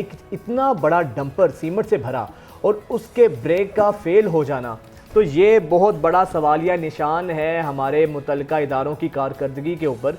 एक तो हादसात का होना फितरी है, लेकिन गफलत के बाइस होना। अच्छा, कोई क्वालिटी मेंटेनेंस का कोई मैकेनिज्म ही मौजूद नहीं है। एक गाड़ी है जो चलने के भी काबिल नहीं है और वो मोटरवे पर दंदनाती फिर रही होती है। मैं ये बात करने लगी थी कि आप मोटरवे पर चले जाएं, आप रिंग रोड पर चले जाएं, ये जो ट्रैक्टर ट्रॉलीज होती हैं, ये बस वो एक अपनी रिसीट लेती हैं जो टोल प्लाजे से, उसके बाद ये कोई एनओसी इनसे नहीं पूछा जाता। फिर उसके बाद ओवरलोड होती है, ऐसा नहीं है कि मतलब उन पर सामान लादा है, ओवरलोड होती है। और उसके बाद दिन, मतलब वैसे तो ये है कि शाम 10 बजे के बाद, रात 10 बजे के बाद ये आते हैं, ये दिन की रोशनी में पूरा ट्रैफिक फंसा के बैठे होते हैं। आप किसी भी बड़े रोड पर चले जाएं, पता चलता है आगे कोई ट्रॉली है या आगे कोई ट्रक है। और फिर उसके बाद इनके ड्राइवर्स वो ऐसे ऊंची आवाज़ में टेप रिकॉर्डर लगा के बिल्कुल ओवर स्पीड करते हुए, कुछ नहीं पता चल रहा, क्योंकि उन्हें पता है जो ब्रेक फेल होने की जो बड़ी वजह होती है वो ओवरलोडिंग होती है। ओवरलोडिंग के बाइस ब्रेक फेल होते हैं। अब ये जो कल इतना अफसोसनाक वाकया पेश आया है, फुटेज देख के दिल दहल जाता है। मसलन इसको हम हादसा कैसे कह सकते हैं? मुजरिमाना गफलत है। कोई फिटनेस सर्टिफिकेट नहीं होते, कोई क्वालिटी मेंटेन करने के हवाले से मैकेनिज्म मौजूद नहीं है। अब हमारी ट्रैफिक पुलिस, इनकी कारकर्दगी पर बहुत बड़ा सवालिया निशान है। आखिर ये जो इतनी जानों का ज़िया हुआ है, इसका जिम्मेदार कौन है? तो हमें ये देखना चाहिए, मोटरवेज पर आप जब बाकायदा चढ़ते हैं, इसके पूरे SOPs हैं, लेकिन कहीं भी किसी भी किस्म की कोई देखी नहीं जाती, आप मेक श्योर नहीं किया जाता इस गाड़ी की हालत, ये गाड़ी आया किस काबिल है भी कि ये मोटरवे पर चल सके या किसी मेन रोड पर ये गाड़ी चलने के काबिल है। तो और ये एक इसके बहुत पास से गाड़ियां जो बाकी हैं वो बच के जा रही होती हैं कि ये तो लोहे की गाड़ी है, इसको तो कुछ होना नहीं है, जो बाकी गाड़ियां उनकी धज्जियां उड़ जाती हैं। अच्छा, फिर उसके अलावा जो इनके ड्राइवर्स होते हैं, ये डंपर के, ट्रैक्टर ट्रॉलीज के, जिस तरह आपने कहा कि म्यूजिक लगा होता है, अक्सर नशा करके रात 2-2 रातों से ये लोग जाग रहे होते हैं, दूर दराज से सफ़र करके आ रहे होते हैं, तो यही हादसात का सबब बनते हैं। तो हमारे जो मुतल्लिका इंतज़ामिया है, मुतल्लिका महकमे हैं, ट्रैफिक पुलिस है, उसको इस पर बहुत ज़्यादा देखने की ज़रूरत है, वरना हम इसी तरह मजम्मत करते रहेंगे, रोते रहेंगे और ये वाक़यात होते रहेंगे। अच्छा, तो जब तक इस पर बाकायदा मैकेनिज़्म नहीं बनाया जाता तो इन वाक़यात को रोकना मुश्किल, आसान बात नहीं होगी ऑब्वियसली। अच्छा, ये तो बात रही कि जो ट्रैक्टर ट्रॉली की, जो डंपर की और ट्रॉलियों की टक्कर रहती है, ये तो एक मसला है ही है। दूसरा एक मसला जो अभी सर उठा रहा है वो है जी चीनी बहरान का। तकरीबन 12 शुगर मिल्स हैं जिनकी ज़ख़ीरा शुदा 2,34,000 टन चीनी मार्केट में बहरान पैदा कर चुकी है। ये तमाम शुगर मिल्स जिन्होंने चीनी को ज़ख़ीरा कर लिया है, क्योंकि पाकिस्तान के अंदर आपके पास, आप देखें, ज़रूरी मुल्क है, गन्ना ज़रूरत से ज़्यादा काश्त किया जाता है और उसके बाद आप इस चीनी को बाहर इंपोर्ट करते हो और पाकिस्तान के अंदर रहने वालों को आप चीनी दस्तयाब नहीं होती है। कहाँ वो आपको कहाँ मिलती थी, सिर्फ 60 रुपए की, 70 रुपए की, अभी वो चीनी बढ़ती जा रही है और अभी भी चीनी मार्केट में आपको दस्तयाब नहीं है। अगर दस्तयाब होगी भी, किलो रुपए तक जो है 150 रुपए किलो के हिसाब से मिल रही है चीनी, और आपको छोटी चीनी दस्तयाब होगी। मुझे याद है 75 रुपए तक तो ये नॉर्मल लड़ते नहीं है, ये PTI की गवर्नमेंट में और ये PDM की गवर्नमेंट, कि चीनी दस्तयाब नहीं है। 70 रुपए कर दी, हमारे टाइम पे 58 रुपए की थी, अब क्यों इसको 75 रुपए का कर दिया, और वो भी मार्केट से दस्तयाब नहीं है। 120 से 100 पे आई, 100 से फिर ये 80 पे लेकर आए, और अभी इनकी गवर्नमेंट में 150 रुपए किलो में चीनी दस्तयाब है। ये खुद साख्ता बहरान जो है ना, ये इनका खुद का बनाया होता है शुगर मिल्स मालिकान का। जितने बड़े बड़े शुगर मिल्स मालिकान हैं, आधे से ज़्यादा तो पार्लियामेंट में बैठे हैं, ताकतवर लोग होते हैं, कोई इनको पूछने वाला नहीं होता है। पहले उसका बहरान पैदा किया जाता है चीनी का, उसके बाद फिर जब बहरान होता है तो फिर जाहिर बात है डिमांड एंड सप्लाई का मामला होता है और फिर चीनी की कीमतों में इजाफा कर दिया जाता है। सबसे बड़ा जो अलमिया ये है कि पूछने वाला नहीं है ना कोई, अपने मनमानी के रेट्स। अच्छा, फिर गवर्नमेंट कोटा तो एक पूरा करती है, फॉर्मेलिटी तो पूरी करती है कि एक रेट लिस्ट आवेज़ा कर दी जाती है कि चीनी का ये रेट होगा, आटे का ये रेट होगा, लेकिन उन रेट्स पर भी अमल दरामद नहीं किया जाता। जो प्राइस कंट्रोल कमेटीज़ होती हैं, फूड क्वालिटी के हवाले से कमेटीज़ होती हैं, दोनों तरह से आप देखें कि एक तो कीमतों में भी इजाफा होता है और फिर क्वालिटी जो है वो भी इतनी खसा होती है कि खाने तक के काबिल नहीं होती है। बिल्कुल यही सूरत हाल है। लेकिन अभी आपको पता है कि चीनी हर घर में इस्तेमाल तो होती है, लेकिन उसके बावजूद भी आपको अगर दस्तयाब होगी तो नाकिस और छोटी चीनी जिसकी मिठास जो होती है ना, वो बहुत कम, ज़्यादा तादाद में वो डलती है, लेकिन उसकी मिठास बहुत थोड़ी होती है। बारीक चीनी जो होती है ना, पिसी हुई, वो वाली आपको मार्केट से दस्तयाब होगी। वो भी आपने महंगी खरीदनी है क्योंकि अभी शॉर्टेज है चीनी की, तो वो भी आपने महंगी खरीदनी है। तो ये है चले चीनी का बहरान, उस पर तो हमने बात की। अब ज़रा कुछ एक मज़े का पैकेज है हमारी टीम ने तैयार किया है। गुजरांवाला के जो पहलवान हैं वो पूरी दुनिया में मशहूर हैं जी, ठीक है, और पहलवानों के इफ्तिखार अली ने ये रिपोर्ट तैयार की है ये आपने लाज़मी अनाउंस। इफ्तिखार अली हमारी टीम का हिस्सा है ना, उन्होंने ये रिपोर्ट तैयार की है। वो नाश्ते करते क्या हैं, उनका खाना किस तरीके से होते हैं, कितना खाना खाते हैं, इस रिपोर्ट में देखिए। दिन के आगाज के साथ ही वो कौन सा ऐसा काम है जो गुजरांवाला के शहरी ना करें तो उनका सारा दिन बेजार गुजरता है। आइए आपको दिखाते हैं। पहलवानों का शहर गुजरांवाला आबादी के लिहाज से 5वां और सनअत व तिजारत के हवाले से 3रा बड़ा शहर समझा जाता है। देसी लोगों का ये शहर ख्वाबों की मोहब्बत में मुब्तला नजर आता है। गुजरांवाला का नया दिन तगड़े नाश्ते की तलाश से शुरू होता है और दिन के आगाज से ही लोग नाश्ता पॉइंट्स का रुख कर लेते हैं। नौजवान हो या बुजुर्ग, सबके लिए सिरी पाए, मगज, खद, देसी मुर्गा, हलवा पूरी, खोए वाले चने, जैतून के तेल में तैयार होने वाला हरीसा, बौंग, निहारी, मक्खन, पेड़े और लस्सी पसंदीदा नाश्ता है। तमाम ख्वाबों की तैयारी भी खास होती है और खाने वाले भी दिल खोल कर खाते हैं। गुजरांवाला के शहरियों ने तो बेजारी से बचने का तरीका ढूंढ रखा है। अगर आप भी दिन भर ताज़ा दम रहना चाहते हैं तो अच्छी खुराक के लिए पहलवानों के शहर का रुख करें। इफ्तिखार अली की यह खुसूसी रिपोर्ट तो आपने देखी है और हमारे नुमाइंदगान बड़ी मेहनत से बड़े मज़े के पैकेजेस जो हैं वो हम तक पहुंचाते हैं और उन पैकेजेस को हम आप तक पहुंचाते हैं। और हर शहरों तो की हमारे जो सौगात है ना, जो उनका ट्रेडिशन है, जो उनकी स्पेसिफिक अच्छी चीज़ें हैं, वो इन रिपोर्ट्स में हाईलाइट की जाती सबसे है। बड़ी बात फिर ये है कि गुजरांवाला के खाबे पूरी दुनिया में मशहूर हैं। एक तो गुजरांवाला के खाबे और फिर माशाल्लाह मैंने जिस तरह गुजरांवाला के लोगों को खाते देखा है ना, अच्छा, आप यकीन करें, मतलब 4 नान एक बंदे के लिए खाना मामूल की बात है। इतने माशाल्लाह ये लोग खुश खुराक होते हैं, उनकी सेहत इसलिए अच्छी होती है और गुजरांवाला के पहलवान तो पूरी दुनिया में फिर मारूफ हैं। ब्रेक के बाद हाजिर होते हैं।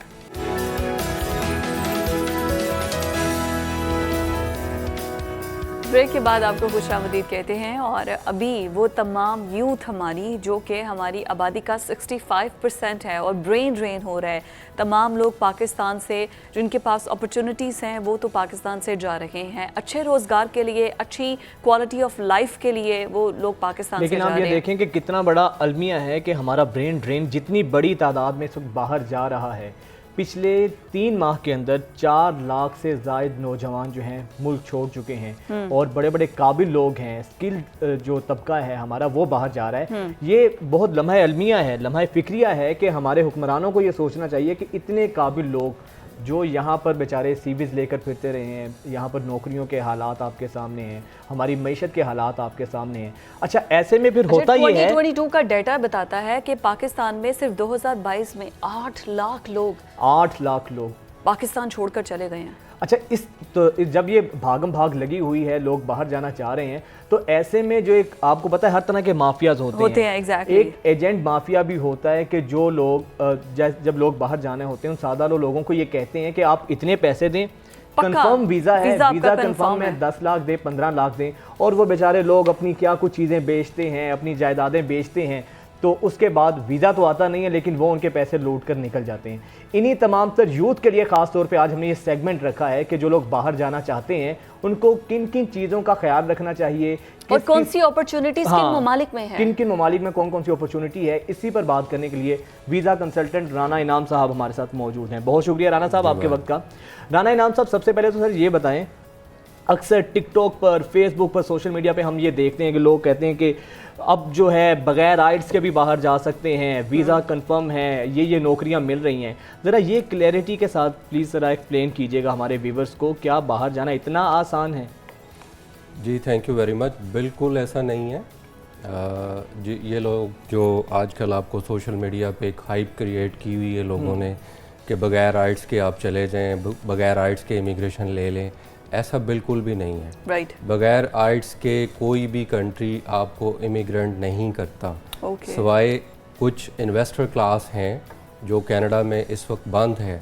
इन्वेस्टर इमिग्रेशन में आइट्स की ज़रूरत नहीं होती, लेकिन जितनी भी स्किल्ड इमिग्रेशन है या इसके अलावा जितनी भी इमिग्रेशंस हैं या स्पाउस वीज़ा जो किसी की वहाँ पे सेटलमेंट हुई है, शादी हुई है, तो वो अपने स्पाउस को बगैर आइट्स के बुलवा सकता है। लेकिन स्किल्ड इमिग्रेशन, बिजनेस इमिग्रेशन की भी बहुत सारी जो एंटरप्रेन्योर हैं उसमें भी आइट्स की रिक्वायरमेंट है। ये जो आजकल लोग कहते हैं कि जी आप विज़िट वीज़ा लगवाएं और चले जाएं कनाडा और जाके जॉब ढूंढ लें, और मतलब मैं पिछले कोई 1 माह से देख रहा हूँ, मेरे ऑफिस में भी बेशुमार विज़िट्स हैं जो लोग ये कह रहे हैं जी हमें बस विज़िट वीज़ा लगवा दें। हाँ। सबसे पहली बात तो ये है कि विज़िट वीज़ा इतना आसान नहीं है जितना कि सोशल मीडिया पे बताया जा रहा है। हाँ, ये ज़रूर है कि पहले कुछ सालों की निस्बत क्योंकि रिक्वायरमेंट्स आफ्टर कोरोना कनाडा में काफ़ी है, हेल्थ सेक्टर में लेबर शॉर्टेज है, तो विज़िट वीज़ा की एक शेप उन्होंने रखी है कि विज़िट पे जाके आपको कोई एम्प्लॉयर अगर वर्क परमिट देता है तो आप अपने विज़िट को वर्क परमिट में कन्वर्ट कर सकते हैं। लेकिन ये याद रखें कि विज़िट पे जाके कोई इतना आसान नहीं है कि आप दुबई और मिडल ईस्ट की तरह जाएंगे और अपना CV देंगे और आपको कोई वर्क परमिट पे रख लेगा। वर्क परमिट लेने के लिए उस एम्प्लॉयर को भी अपनी कंपनी का टैक्सेस पे करने हैं और उसकी एक एडवर्टाइजमेंट का मरहला है, इसमें को 3 से 4 माह लग जाते हैं। तो आप 6 माह से ज़्यादा तो वहाँ रह नहीं सकते। तो ये जो एक हाइप आई है कि जो विजिट पे चले जाएं और वहाँ बड़ी जॉब्स हैं, ऐसा कुछ भी नहीं जो है। डन बेस्ड वीज़ा की बात बहुत सुन रहे हैं कि इतने पैसे दें वीज़ा डन है आपका और लोग बाहर जाते भी हैं, इसमें कोई हकीकत है? देखिए, डन बेस यही होता है कि जैसे हमारी जैसी लॉ फर्म जो हैं अपनी एक थोड़ी सी कंसल्टेंसी फ़ीस ले लेती हैं, और ये जो डन बेस वाले लोग होते हैं ये उसी चीज़ का फ़ायदा उठाते हैं। वो ये हम तो जाहिर है बीइंग ए लॉयर हमने तो कोई अपना थोड़ा बहुत एडवांस लेना होता है। ये लोग कहते हैं कि जी हम कोई भी आपसे फ़ीस नहीं चार्ज करेंगे, हम आफ्टर वीज़ा फीस चार्ज करेंगे, और वो लाखों में है। काम इन्होंने भी वही करना है। लेकिन ये इनके पास कोई इतनी एक्सपर्टीज नहीं होती, ये फेक डॉक्यूमेंटेशन करते हैं। आपके केस में एक्स्ट्रा डॉक्यूमेंट्स लगाते हैं, इधर उधर से डॉक्यूमेंट्स ला के कोई एक भी लग गया तो वो 15 को वैसे ही बकरा काट लेते हैं। मतलब देखिए ना, अगर केस रिजेक्ट होता है, वीज़ा रिजेक्ट हो जाता है, एक तो उस फेक डॉक्यूमेंट्स की वजह से वो 5 साल के लिए बैन हो गया। उस एजेंट का क्या जाता है? कुछ भी नहीं। ठीक है, तो इन चीज़ों का ख़ास ख्याल रखें। और ये जो विज़िट की एक हाइप आई है कि जी विज़िट पे चले जाएं, इसको बिल्कुल ऐसा नहीं है। कोई वहाँ पे ऐसी जॉब नहीं है। जो विज़िट पे गए हैं आप उनसे पूछ सकते हैं कि उनके क्या हालात हैं। बिल्कुल। अच्छा, ये बताइए कि अभी तो ये विज़िट वीज़ा की जो ऐसे कौन से कंट्रीज़ हैं जहाँ पर अपॉर्चुनिटीज़ हैं जो स्पेशली स्किल्ड हमारे लोग हमें देख रहे हैं, जहाँ पर वो for the quality of life and for better future, obviously सब चाहते हैं कि अच्छी अपॉर्चुनिटीज़ मिले। तो इस टाइम अच्छे अपॉर्चुनिटीज़ बहुत ज़्यादा कौन से ममालिक दे रहे हैं? जी, ये बड़ा अच्छा क्वेश्चन है आपका। इस वक्त कनाडा की 2 कैटेगरीज चल रही हैं। पहले लोग वाकिफ़ हैं एक्सप्रेस एंट्री के नाम से। अब उन्होंने नई कैटेगरी बिल C-19 के बाद एक नई कैटेगरी आई है 1 जुलाई से, जिसमें मुख्तलिफ लोग अप्लाई कर सकते हैं। नंबर 1 हेल्थ सेक्टर है, उसमें डॉक्टर हैं, फार्मासिस्ट हैं, लैब टेक्नोलॉजिस्ट हैं, नर्सेज हैं, ये लोग कर सकते हैं। दूसरा इसमें इंजीनियर्स हैं, इंजीनियर्स में IT प्रोफेशनल्स हैं, इलेक्ट्रिकल, मैकेनिकल, तमाम इंजीनियर्स हैं। तीसरा है ट्रांसपोर्टेशन है, ट्रांसपोर्टेशंस के लोग हैं, उसमें ये हमारे कार्गो वगैरह के लोग भी आ जाते हैं। इसके बाद है ट्रेड कैटेगरी। ट्रेड कैटेगरी में ये प्लम्बर, कारपेंटर, ये इन लोगों सारे आगे। हमारा मीडिया कहीं नहीं आता दरमियान। हमें भी अच्छी खबर सुना दिया करें। क्यों हमारे जख्मों पे नमक छिड़क रहे हैं? हमारा मीडिया नहीं है, और मे भी आने वाले दौर में जो अच्छा अभी जो आई हैं इनके जो वो वीज़ा जिसके लिए लिस्ट आई है उसमें अभी ये नहीं है? अभी नहीं है, लेकिन मैं अपने लोगों को ये बताता चलूँ कि ये जो लिस्ट है ये ऐसे नहीं रहेगी। जब ये लोग पूरे हो जाएंगे, इनकी शॉर्टेज ख़त्म हो जाएगी, तो एक नई लिस्ट आ जाएगी। तो उसमें हमारे जो लोग रह गए हैं, जैसे सेल्स एंड मार्केटिंग के हैं, अकाउंटेंट हमारे यहाँ बहुत हैं, ये लोग आ जाएंगे, मीडिया के लोग आ जाएंगे। तो ये लिस्ट रिवाइज होती रहेगी। दूसरा ये कि जो पुरानी कैटेगरी थी एक्सप्रेस एंट्री, जिसमें कोई लिस्ट नहीं है, वो पॉइंट बेस्ड सिस्टम है, उसमें थोड़े पॉइंट हाई हैं। ये जो स्टेम कैटेगरी आई है इसमें पॉइंट्स बड़े लो हैं। तो सिलेक्शन के चांसेस बड़े अच्छे हैं। यानी कि जो हेल्थ डिपार्टमेंट के लोग हैं उनके लिए बहुत ज़्यादा अपॉर्चुनिटीज़ इस लिस्ट में बहुत है। अच्छा, इसके अलावा ऑस्ट्रेलिया बहुत ज़्यादा लोग जा रहे हैं और विज़िट पर जा रहे हैं, और वो कह रहे हैं कि ऑस्ट्रेलिया एंड कनाडा और अमेरिका, ये 3 ममालिक हैं जो कि आपको अपना वीज़ा टाइप चेंज करने के लिए हेल्पफुल होते हैं। तो जो लोग ऑस्ट्रेलिया जा रहे हैं या वहाँ पर अपना वीज़ा टाइप चेंज करना चाह रहे हैं, उनके लिए क्या अपॉर्चुनिटीज़ हैं? देखिए, वीज़ा ऑस्ट्रेलिया हो या कनाडा हो या अमेरिका हो, वीज़ा को चेंज करने के लिए तरीक़ेकार वही है कि आपके पास कोई ऐसा वर्क परमिट हो जो स्किल शॉर्टेज में आता हो, तो वो एम्प्लॉयर आपका वर्क परमिट निकालेगा। एक विजिटर को कोई एम्प्लॉयर क्यों वर्क परमिट देगा? ठीक है, जब तक आपकी कोई उसके साथ सेटलमेंट नहीं है, उसको वाकई उसकी नीड है, वो आपको वर्क परमिट देगा। हाँ, दूसरी ऑप्शन ये है कि विजिट से आप स्टडी वीज़ा पे इजीली कर सकते हैं। अब इतने पैसे आप स्टडी वीज़ा पे लगाएंगे, वो तो आप अपने होम कंट्री से भी जा सकते हैं। और इसके बाद जो है आपको बिजनेस सेटलमेंट कर सकते हैं, बिजनेस में इन्वेस्टमेंट कर सकते हैं।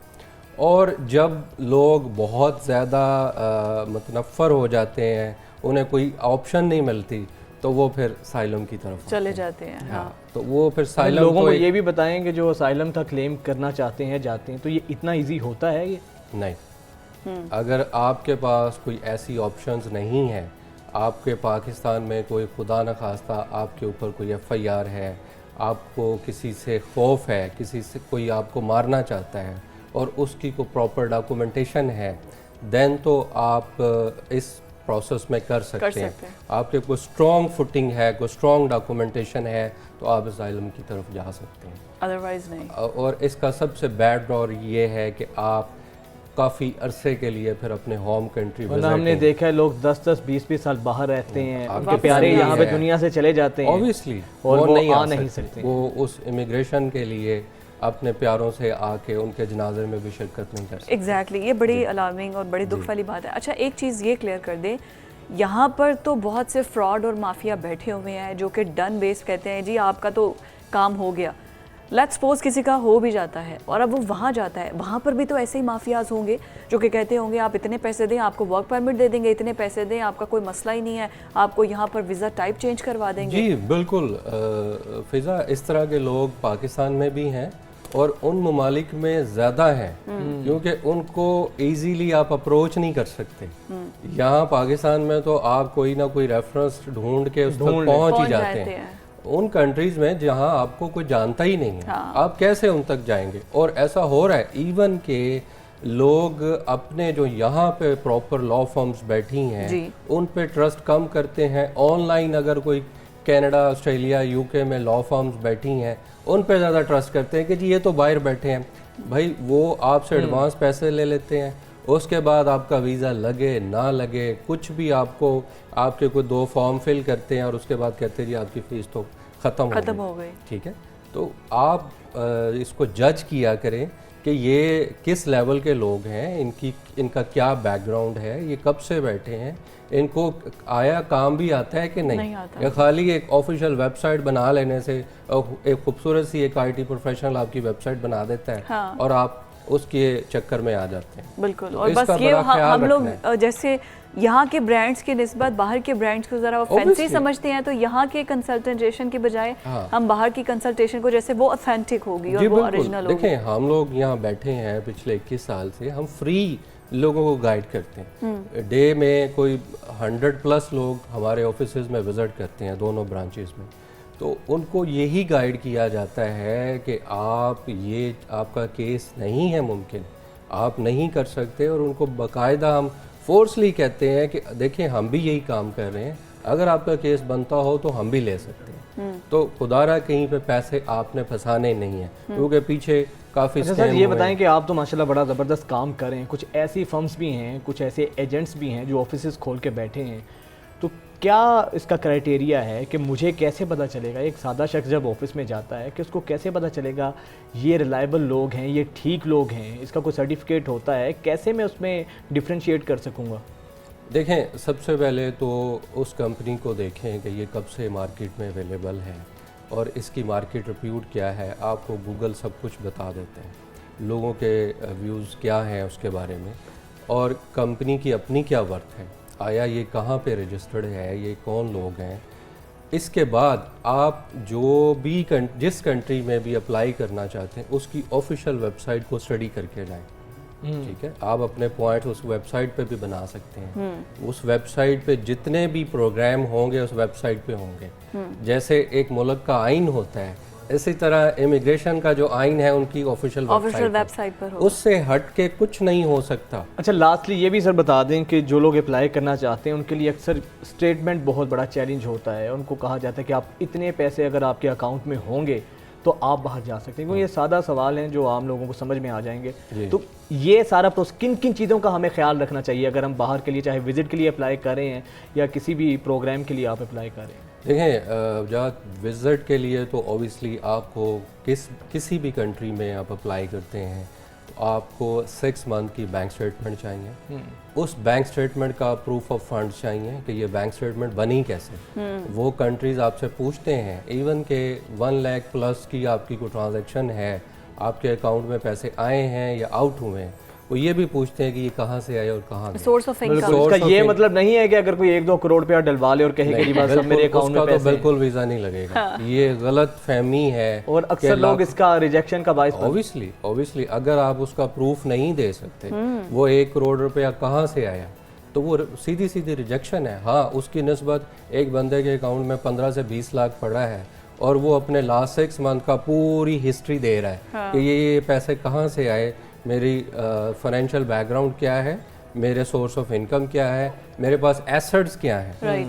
और ये जो हमारी यंग जनरेशन है जो 20 और 25 के दरमियान है, या मैं कहूँ कि 18 और 85 के 25 के दरमियान है, ये लोग विजिट वीज़े की ट्राई ना करें।